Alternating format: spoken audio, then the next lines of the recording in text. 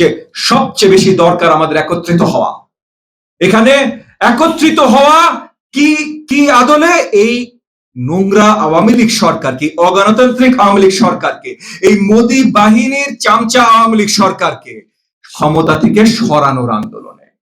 এই ক্ষমতা থেকে সরানোর পর আমরা কি করব? ক্ষমতা থেকে সরানোর পর আমাদের আসলে সঠিক গণতন্ত্র প্রতিষ্ঠা করতে হবে। প্রত্যেকটা আন্দোলন জনগণের জন্য আন্দোলন, অন্য কোনো কিছুর আন্দোলন না।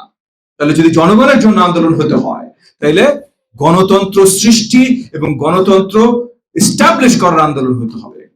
একই সাথে আজকে স্টেজে মঞ্জু ভাই একটা কথা বলেছেন, দরকার হলে আমরা সবাই আমাদের দলের পরিচিতি বাদ দিয়ে দিই, দরকার হলে আমরা সবাই আমাদের দলের পরিচিতি বাদ দিয়ে দিই, একসাথে আন্দোলনে নামি। আমি তার সাথে একমত। শুধু একটা জায়গায় বলবো, পরিচিতি বাদ দেওয়ার তো কিছু নাই ভাই। একসাথে যুদ্ধ করার জন্য আমার নিজের নাম তো ভুলে যেতে হবে না, নিজের নাম ভুলার দরকার নাই। যুদ্ধ চলেন হাতে হাত ধরে একসাথে।